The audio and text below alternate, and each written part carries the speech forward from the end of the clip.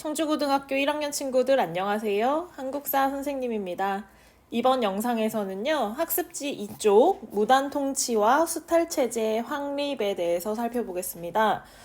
이 부분의 내용은요, 1910년부터 1919년까지 우리가 일제의 식민 통치를 받기 시작한 그 시점부터 10년 동안 어떻게 지배를 받아왔는지에 대해 살펴보겠습니다. 정치적인 면, 그리고 사회적인 면, 경제적인 면에서 나눠서 살펴볼 수 있겠는데요. 1910년대라고 하는 요 시기에 어떤 일들이 벌어졌는지 그 시기와 각각의 주요 내용들, 키워드들을 반드시 연결지어서 알고 계셔야 됩니다. 자, 그러면 학습지 이쪽 한번 살펴볼까요?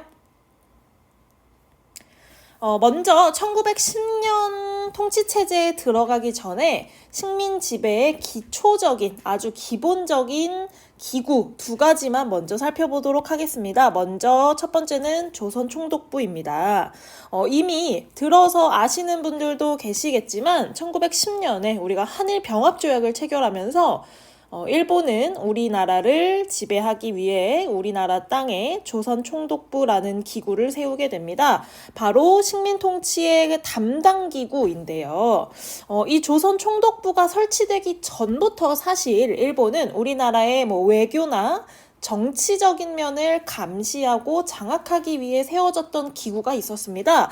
바로 1905년 을사늑약이 체결되면서 설치되었던 이 통감부 기억나시죠? 초대 통감으로 이토 히로부미가 왔던 바로 그 기관인데요. 1910년에 한일병합조약이 체결되고 우리가 식민지가 되자 일본은 이제 그 통감부 자리 그대로 조선총독부로 이름을 바꾸게 됩니다. 그리고 이제 식민지 담당은 조선총독부에서 처리한다.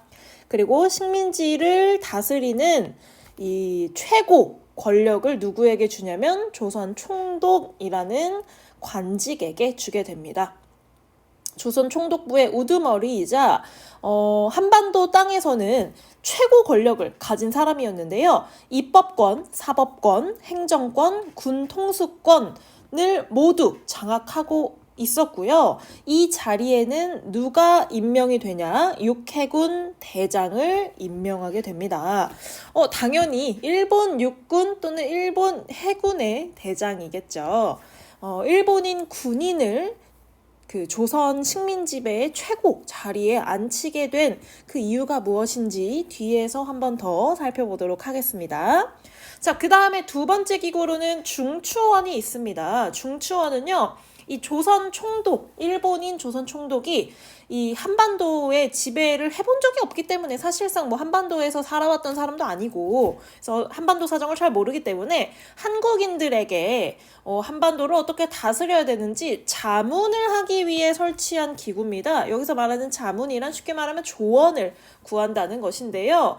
겉으로는 이렇게 이야기했습니다. 일본인들은요, 너희 한국인들의 의견을 받아들여서 너희에게 잘 맞는 통치를 하겠다라고 홍보를 했지만 실제로 이 조선 총독부가 중추원 회의를 열었던 적이 단 한 번도 없습니다.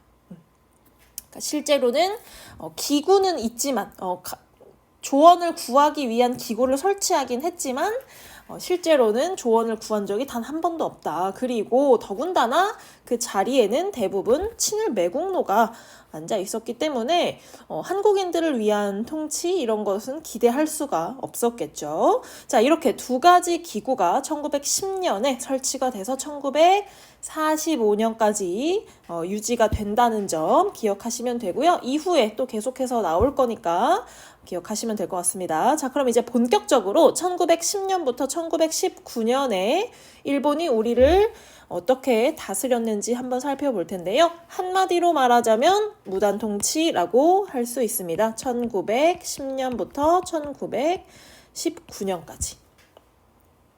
자, 여기서 말하는 무단이라는 것은 무슨 뜻이냐? 무력을 이용해서 사람들을 지배하고 다스린다는 뜻인데요. 무력이라 하면 이제 힘, 어떤 폭력, 또는 어떤 무기 이런 것들을 떠올리시면 되겠는데요. 듣기만 해도 굉장히 좀 무섭고 공포스럽죠. 사람들에게 무력을 통해서 공포감을 이용해서 이제 통치를 하겠다는 그런 방식입니다.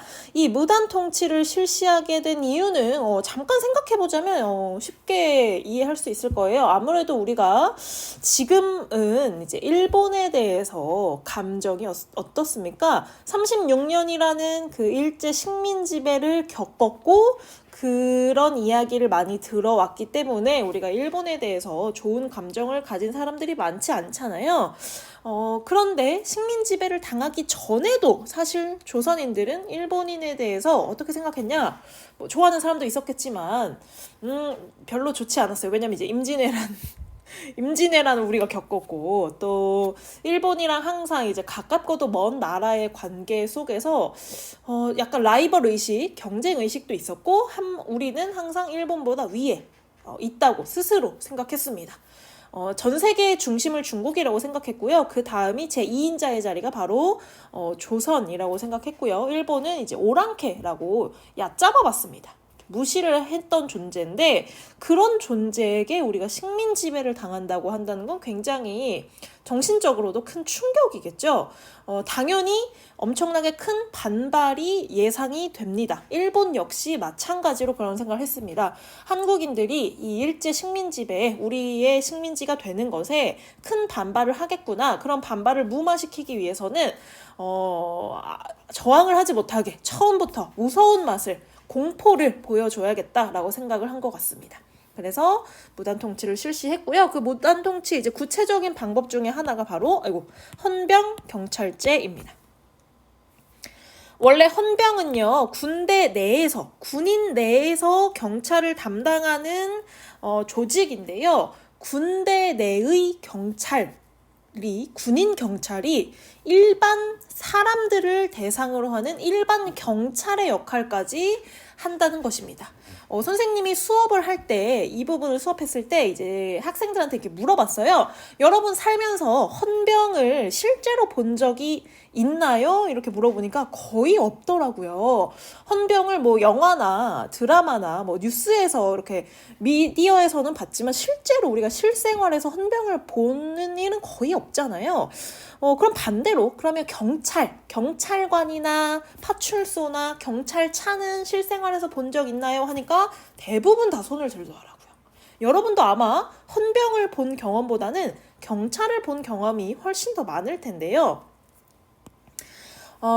그만큼 헌병이라는 것은 이제 군대 내에서만 활동을 하는 조직이고 일반 경찰은 우리 그 국민들, 시민들을 대상으로 하는 직업이기 때문에 이제 접촉도 다르고 하는 일도 다릅니다. 그런데 일본은요, 이제 무단 통치라고 했잖아요. 그 군인들, 무기를 들고 다니는 군인들을 이용해서 일반 백성들, 당시 식민지 백성들을 감시하고 질서를 바로잡는 그런 역할의 헌병 경찰을 투입하게 됩니다. 또한 그 당시 경찰 조직의 최고 우두머리 자리에 그냥 일반인을 앉힌 것이 아니라 헌병 사령관이나 헌병 대장을 임명합니다. 그래서 헌병이 군인뿐만 아니라 일반인을 대상으로 한 경찰 업무를 전부 다 하는데요. 선생님, 경찰들이 하는 일이 뭔가요? 라고 하면 일단 기본적으로 치안을 유지하는 겁니다.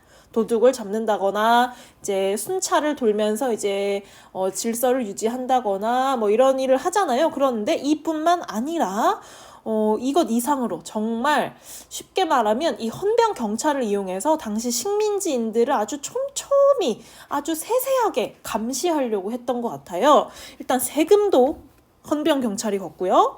누가 산에 가서 허락받지 않은 곳에 가서 나무를 베어가지 않는지 이런 것도 감시하고요. 일본어를 더 많이 사용할 수 있도록 이것도 감시하고요.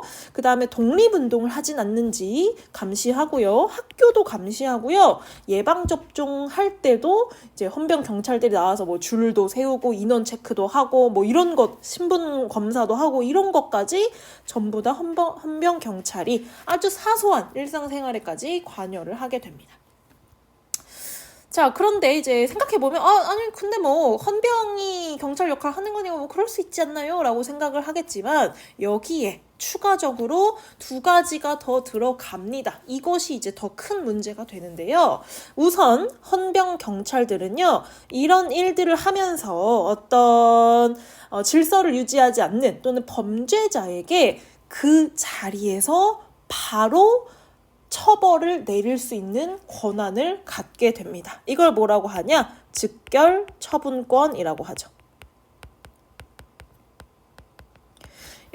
여러분이 그럴 일 없겠지만 여러분이 만약에 이제 도둑질을 하게 돼서 잡혀가게 되면, 경찰에 잡히게 되면 그 자리에서 바로 감옥에 가게 되는 건가요?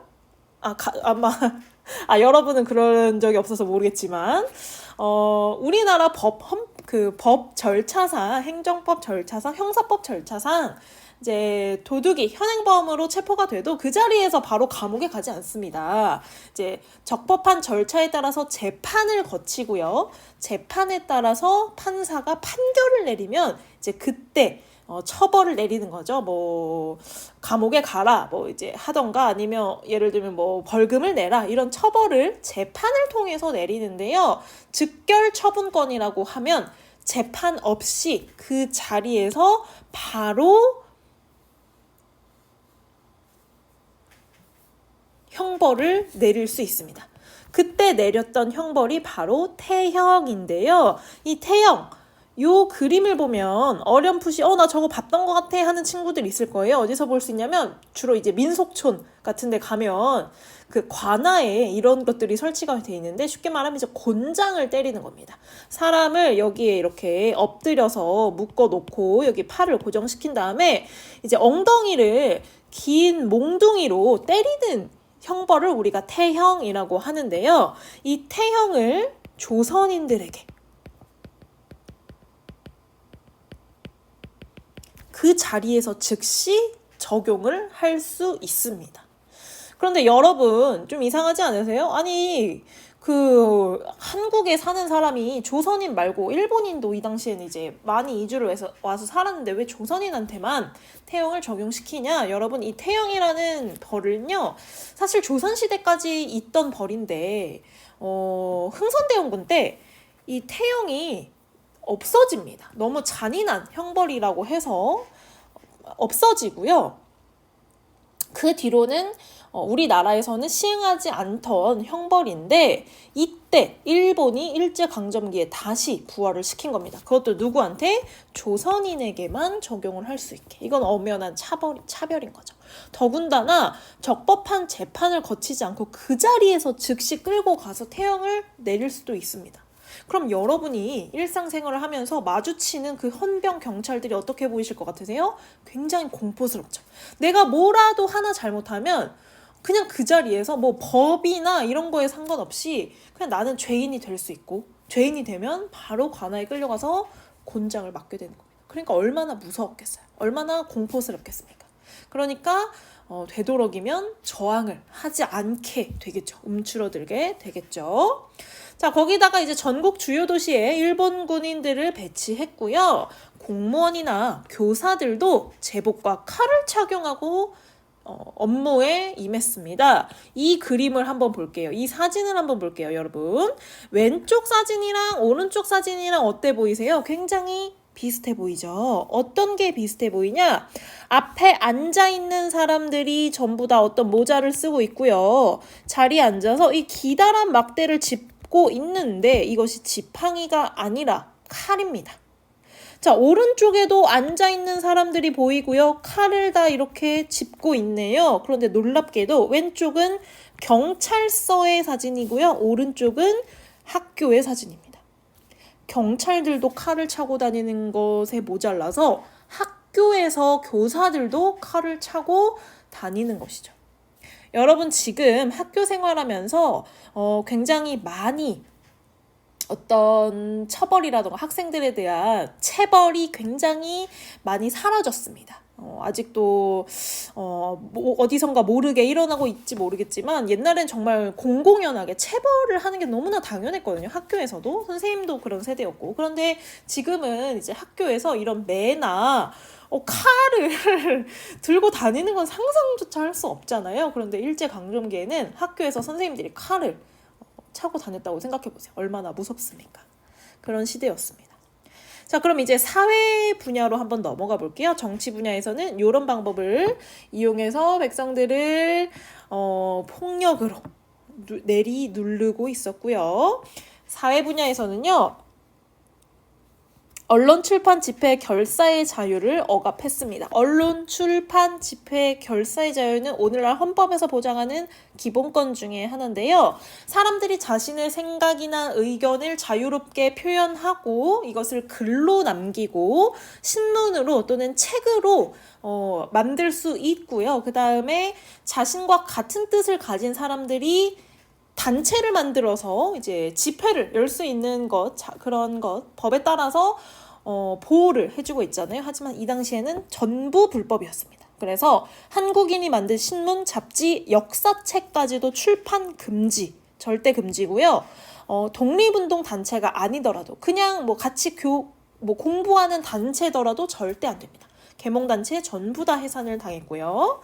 자, 왜 그랬을까요? 당연히 이제 독립의식을 고취시키는 것을 막기 위해서였습니다. 독립운동단체를 만들거나 독립을 하자고 하는 그런 기사를 낸다거나 이런 걸 절대 허용할 수 없었겠죠. 자, 그 다음에 이제 교육면에서는 우민화 교육이라고 해서요. 여러분, 교육의 목적이 뭡니까? 여러분 학교를 왜 다니는 거예요? 그렇죠. 더 살아가는데 필요한 지식이라던가 배움의 그런 폭을 확장하기 위해서 우리가 학교를 다니는 거잖아요. 그런데 놀랍게도 이 시기에는요. 교육의 목적이 뭐냐면 백성들을 더 어리석게 만드는 것이 목적이었습니다. 지금이랑 완전 반대죠.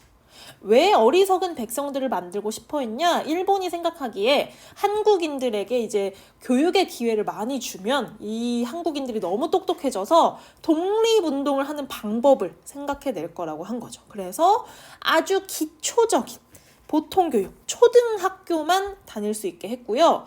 또는 조금 이제 그 초등학교를 졸업하면 어디까지 갈 수 있냐? 실업고등학교를 갈 수 있습니다. 이제 기술고등학교나 기계고등학교나 또는 상업고등학교나 농업고등학교 같은 어떤 이 한국인들을 가르쳐서 얻고자 하는 목적이 뭐냐면 아주 기초적인, 그래도 좀 일을 시키려면 공장에 가서 일을 시키려면 덧셈 뺄셈 정도는 알아야지, 일본어 정도는 알아들어야지 하는 수준으로만 교육을 시키고자 했던 것입니다. 이것을 우리는 우민화 교육이라고 하는 것이죠. 자, 그럼 이제 경제 분야로 한번 넘어가 볼게요. 경제 분야에서 정말 중요한 내용이 하나 나오는데요. 수능 단골 출제 문제입니다. 바로 토지 조사 사업입니다.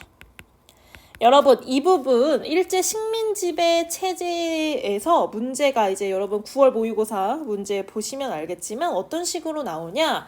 토지조사 사업을 주고 이 시기에 일어났던 통치 체제로 옳은 것은 이라고 하면 뭘 고르면 됩니까? 헌병경찰제 또는 무단 통치를 고르시면 됩니다. 또는 반대로 헌병경찰제를 주고 이 시기에 실시한 경제정책은 무엇이냐라고 물어본다면 토지조사 사업을 고르시면 됩니다. 이렇게 시기별로 1910년대는 무단통치, 토지조사 사업, 1920년대는 문화통치, 산미증식 계획 이렇게 연결해서 외워두시면 문제 푸는데 전혀 지장 없으실 거예요. 자, 그럼 토지조사 사업이 무엇이냐? 말 그대로 땅을 조사하는 겁니다. 땅에 뭘 조사할까요? 바로 주인을 조사합니다. 누가 이 땅의 주인인가? 땅의 크기가 어떻고 땅의 위치가 어디고 이 땅의 주인이 어디인지를 조사해서 왜 조사하냐? 세금을 걷기 위한 겁니다. 땅 주인에게 세금을 정확하게 걷기 위해서는 누가 이 땅의 주인인지를 알고 있어야겠죠. 자, 토지조사 사업의 방법은 뭐냐면요. 그 공무원들이 나와서 돌아다니면서 자, 이 땅 주인 나오세요 라고 하는 게 아니라 땅 주인이 동사무소에 가서 제가 이 땅의 주인입니다 라고 신고를 하는 겁니다. 신고제라고 하죠. 자, 그런데 앞에 뭐가 붙어요? 기한부가 붙습니다. 기한이 정해져 있어요. 몇 월 며칠까지 땅 주인들은 동사무소에 와서 자기 땅이라는 걸 증명할 수 있는 서류를 제출하십시오 라고 알리는 거죠. 알리는 건데요.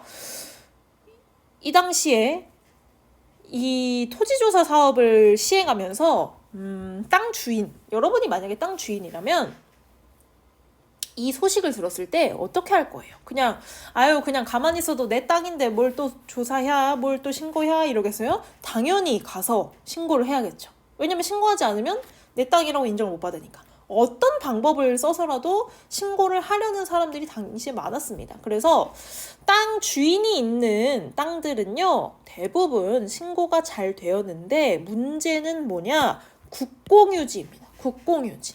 땅 주인이 애매한 땅들이 있어요. 또는 땅 주인이 원래 나라 땅이었던 땅. 예를 들면 조선 정부가 운영하고 있던, 조선 정부가 가지고 있던 땅들이 있는데 이제는 조선이라는 나라가 사라졌잖아요. 식민지가 되면서. 그러면 그 땅은 누가 갖게 되죠? 바로 조선 총독부가 갖게 됩니다. 자, 또는 공유지 같은 건 어떻게 되냐? 예를 들면 이런 땅들이 있어요. 우리 가문의 땅. 예를 들면 선생님 신씨인데 신씨 가문에서 다 같이 관리하는 땅이 있어. 그러면 이 땅 주인은 누구라고 신고를 해야 되는 거죠? 이 땅의 주인은 나도 신씨고 쟤도 신씨인데 우리 같은 가문의 누구 땅이 되는 거죠? 이런 경우도 있고요. 또는 마을에서 같이 사용하는 땅. 이런 거는 그 마을 사람들 중에 누구를 주인이라고 신고해야 되는 거죠? 이런 문제가 생기는 거죠. 그래서 이렇게 주인이 나타나지 않은 땅이라든지 국유지나 공유지 같은 주인이 애매한 땅들이 있어요. 이런 땅들은 제대로 신고가 되지 않았기 때문에 대부분 조선 총독부 소유가 됩니다. 그리고 조선 총독부에서는요, 이 땅들을 자기들이 가지고 있는 게 아니라 대부분 어디로 넘기냐? 동양척식 주식회사로 넘겼습니다.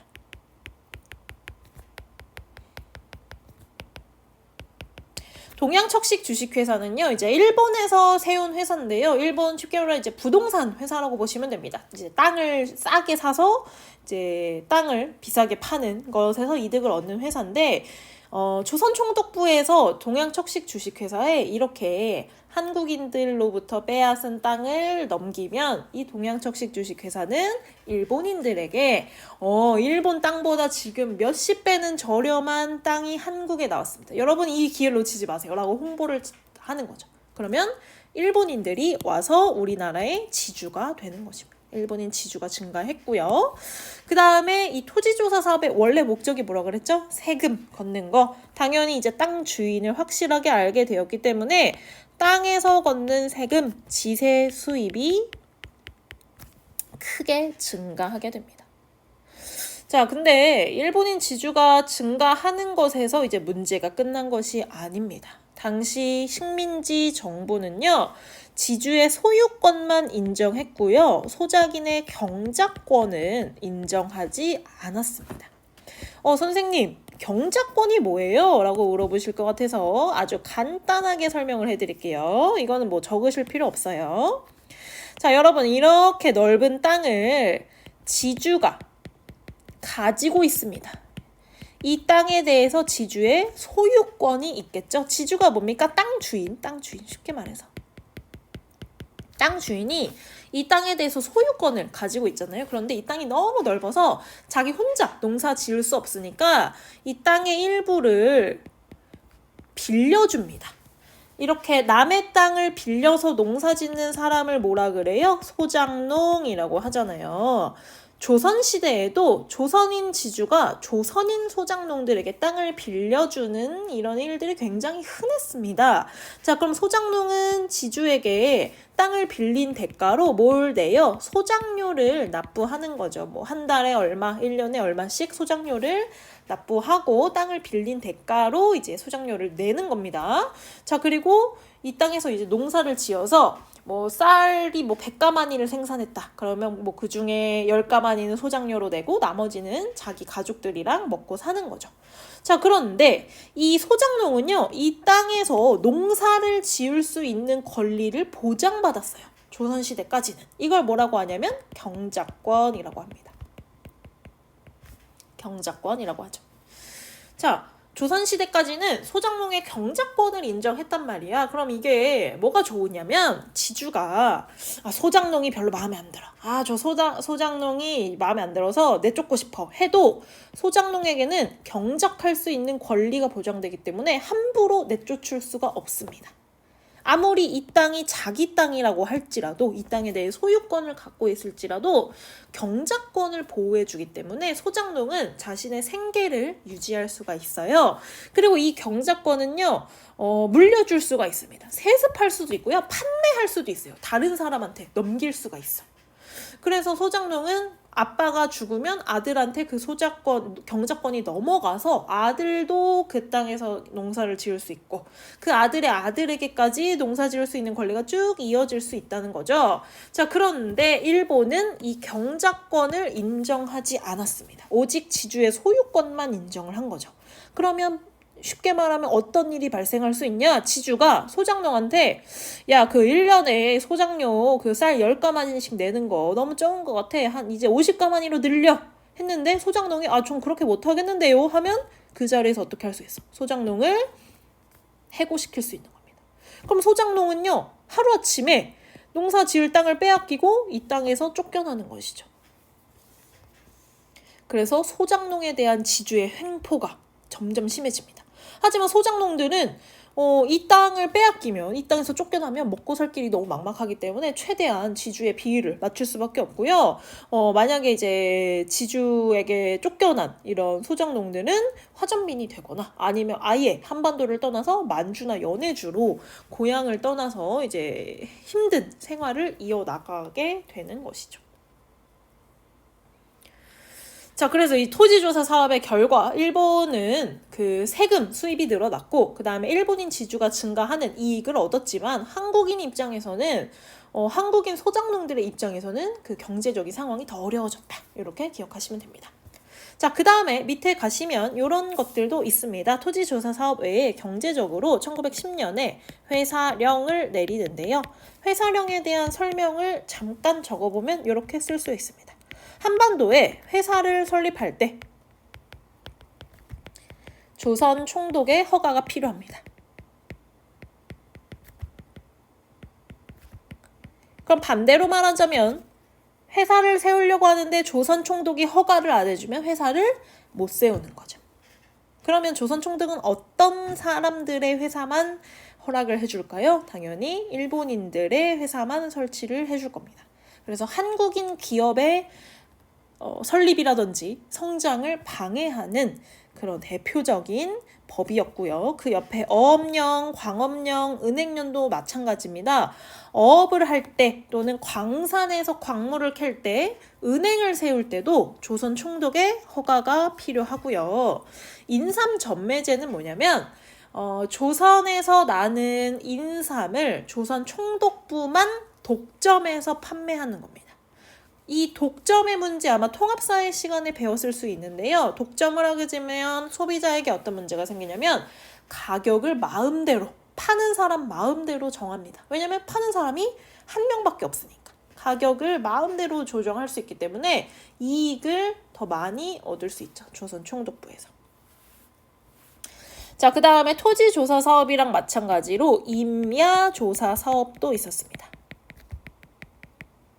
임야조사 사업이란 이제 토지조사 사업은 농경지에 대한 조사였고요. 임야는 숲이랑 들판에 대한 조사입니다. 이 땅의 주인이 누구인지를 조사해서 마찬가지로 방대한 국유림을 확보하게 됩니다. 주인 없는 땅들은 전부 다 조선 총독부 소유가 되었으니까요. 그 다음에 이 시기 1910년대에는요. 철도, 도로, 항구 같은 기간시설을 건설하는데요. 이것이 이제 철도가 깔리고 기차가 다니고 이제 도로가 깔리고 항구가 세워진 것이 어떻게 보면 한국의 발전을 위한 것이 아니었냐 이렇게 생각하는 사람들도 있습니다. 자, 그런데 목적을 생각해 보셔야 돼요. 이걸 왜 깔았냐면 누구를 위해서 깔았냐면 일본인들이 한국에서 식량이나 원료를 더 빠르고 더 많이 수탈하기 위해서였습니다. 여기 지도를 한번 보시면요. 파란색으로 깔린 철도는요. 1910년 이전에 우리가 식민지가 되기 전에 깔린 거고요. 주황색으로 깔린 철도가 바로 이제 1910년 이후에 깔린 철도인데요. 한반도를 전체를 관통하는 X자 형태의 철도를 깔고요. 주요 도시의 항구를 설치해서 여기서 이제 가져오는 석탄이나 광물들 일본으로 더 빨리, 더 많이 실어 나를 수 있도록 깐 겁니다. 자, 여기까지 1910년대 무단 통치와 토지조사 사업, 회사령까지 살펴보았고요. 이제 다음 영상에서는 1920년대 통치 방식에 대해서 살펴보도록 하겠습니다. 다음 영상에서 만날게요.